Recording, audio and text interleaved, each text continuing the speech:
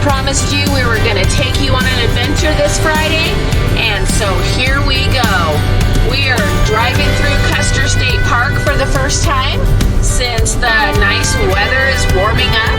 As you can see, we still have some snow on the ground, but we are anticipating spring-like temperatures coming our way. So here we are, and we're just taking you with us this day as we enjoy the beautiful Black Hills.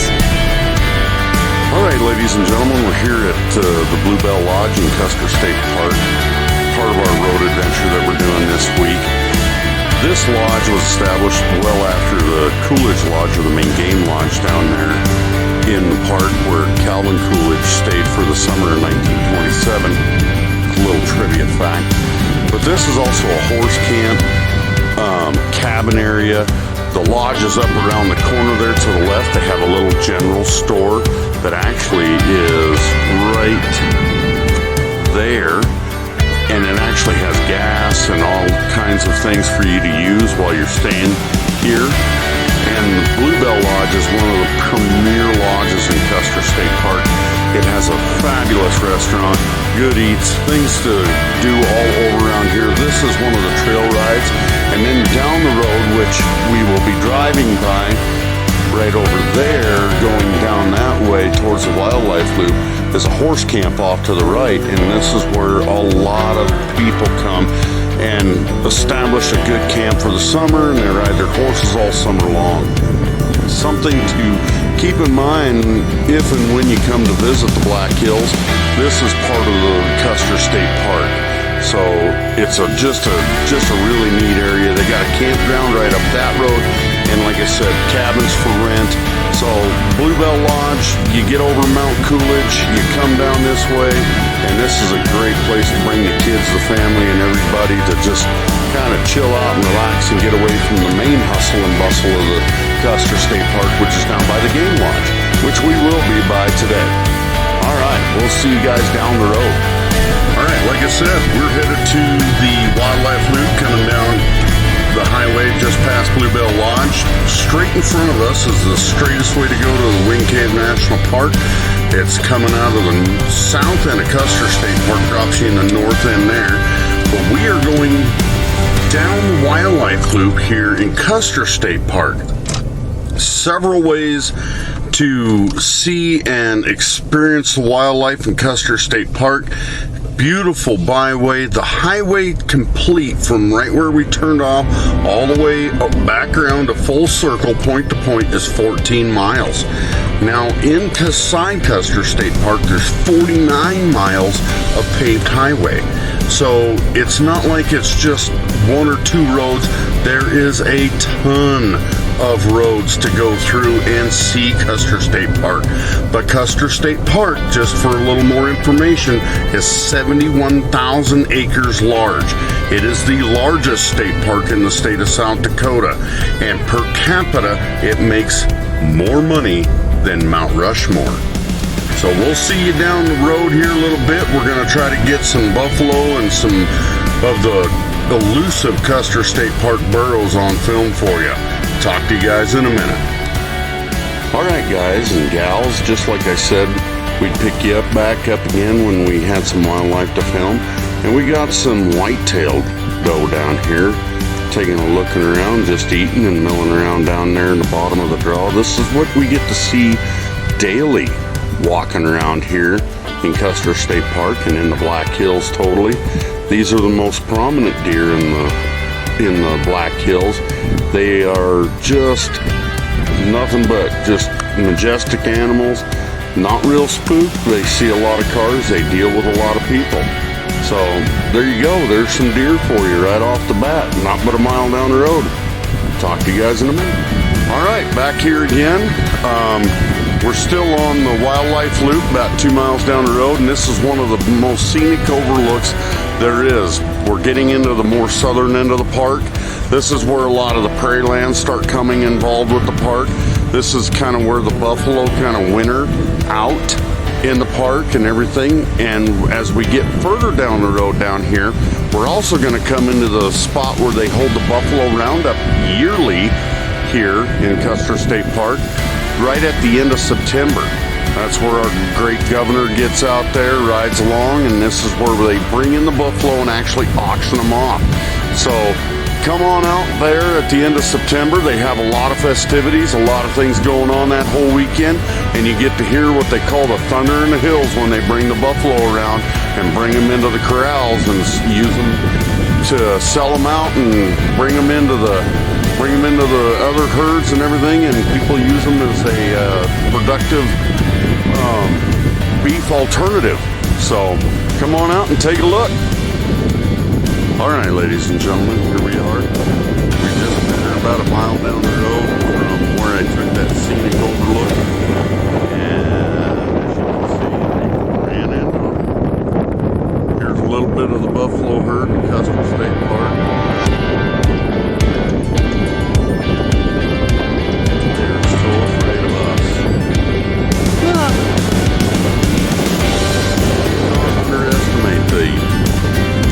They are wild animals. Do not think you can go up and pet them. Do not think that they are just domesticated. They are not. These are wild animals. They're not allowed to ride them. You're not allowed to pet them. You're not allowed to approach them. When they say they roam freely, that's exactly what they do.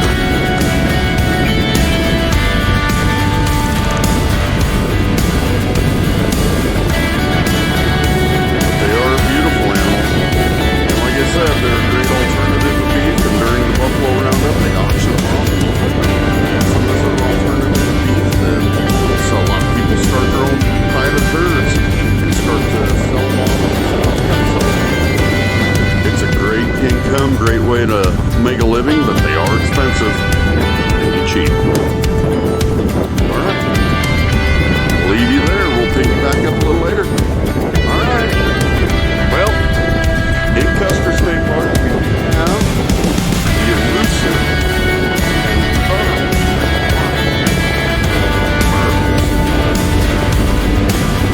very approachable. You can tell I'm watching them. Very approachable, very feedable. You guys are going to want to bring some extra food along. You got sandwiches or snacks in the cars, they will, and here they come because they see me.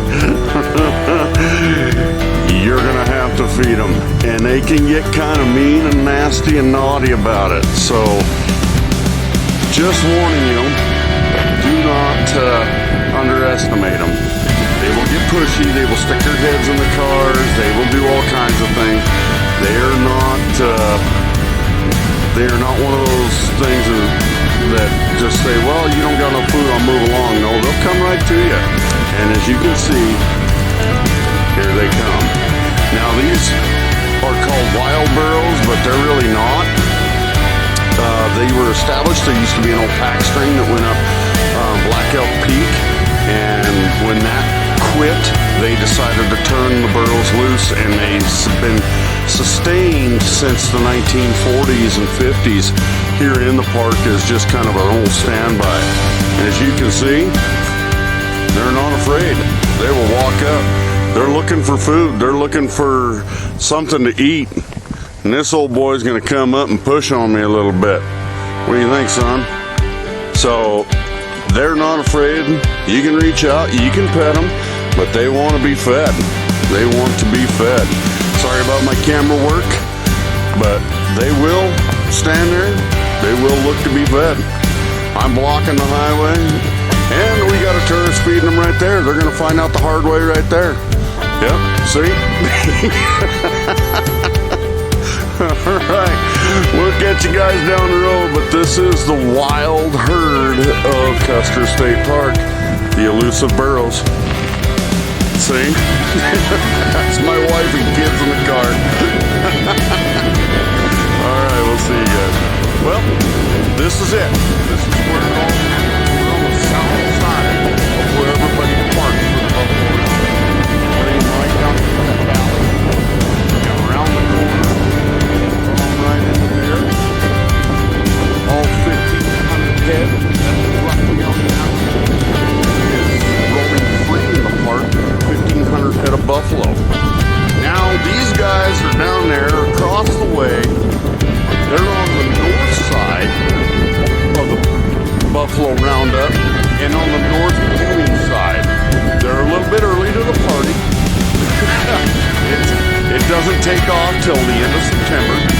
So when you come out to the Buffalo Roundup, this is what you're going to come in on the south side, or you're going to come in over there on the north side. Right? So get here early. Show up around 4:30, 5 o'clock in the morning. They got pancake breakfast. The governor shows up, rides with the wranglers and everybody that bring the herd in. So get here, and as you can see, there is a sign right down there.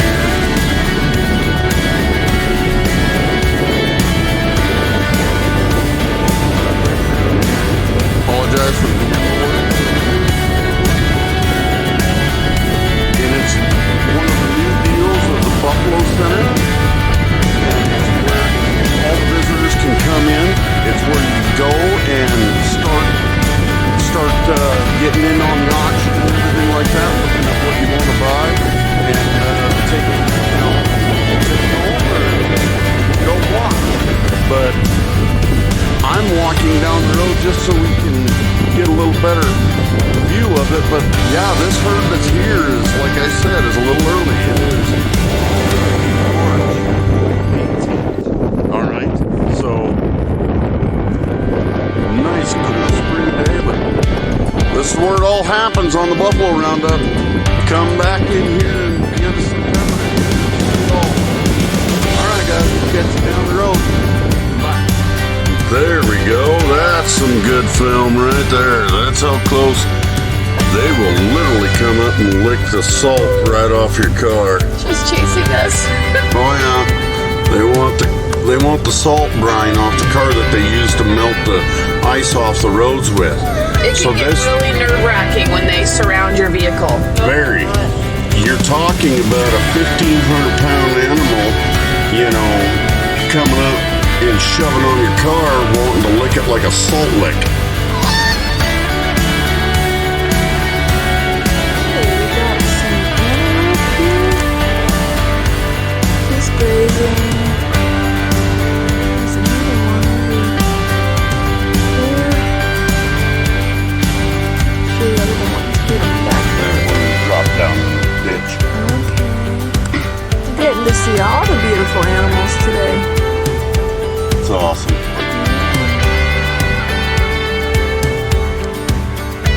All right, ladies and gentlemen, we got a treat. We have all of the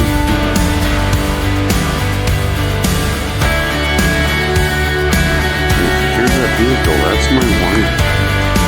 Turn around. As you can see, we got a herd of elk. Now, I'm kind of in a bad position because I don't get to see all of them, but behind this hill and tree right here, there's probably about 30, 40 head all total. And if you look right up in there, you see a bunch under the trees.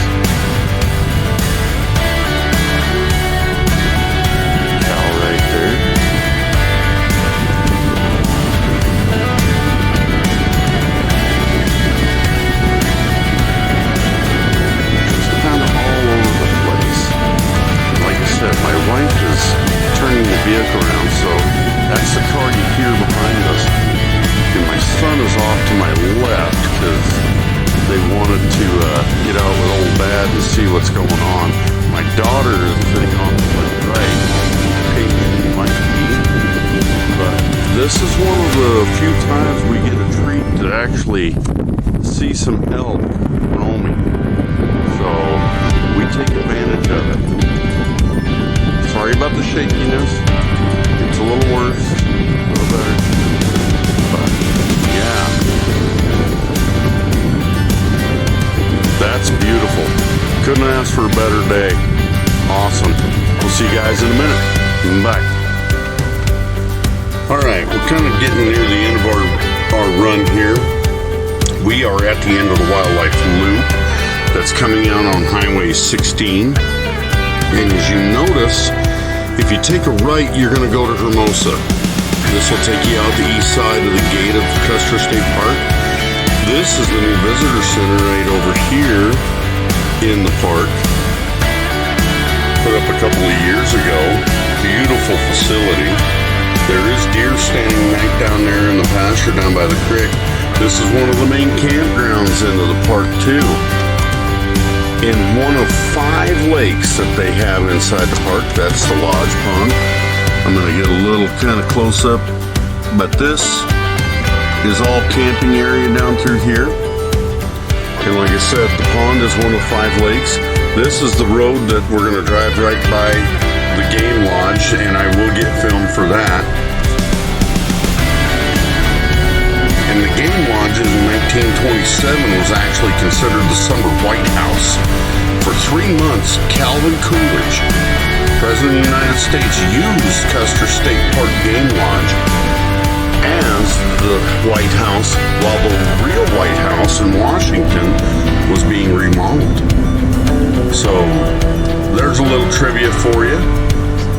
We got some deer coming right up in the ditch. Just some little whitetails. There's another little whitetail doe. And this is one of the big pastures, and like I said, one of the big campgrounds here in the park. Great facility to stay at. They have little cabins and sheds, cabins to rent.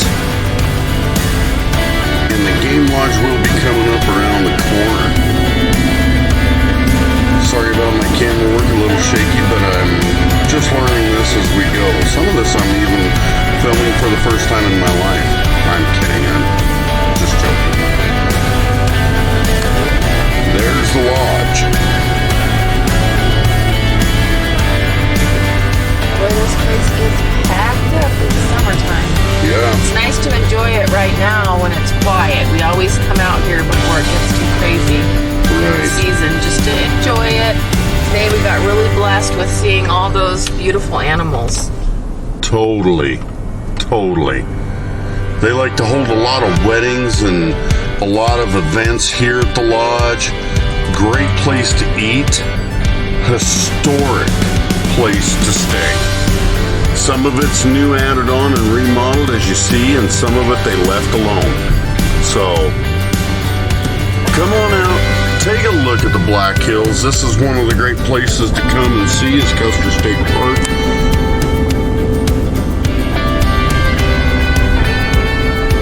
Here's another vantage point. They like to hold, like I said, weddings and all kinds of things going on in there. And when the Buffalo Roundup is going, this place is packed with all kinds of events. And this is the Norbeck Wildlife Museum Outdoor Education Center, as you can see from that sign.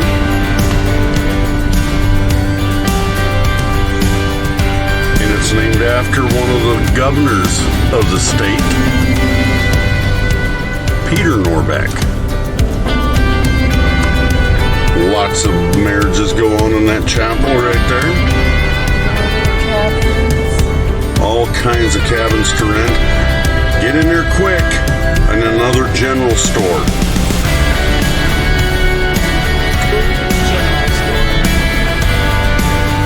All right, guys. That's it. This is Custer State Park. I'm Shane. I'm Aaron.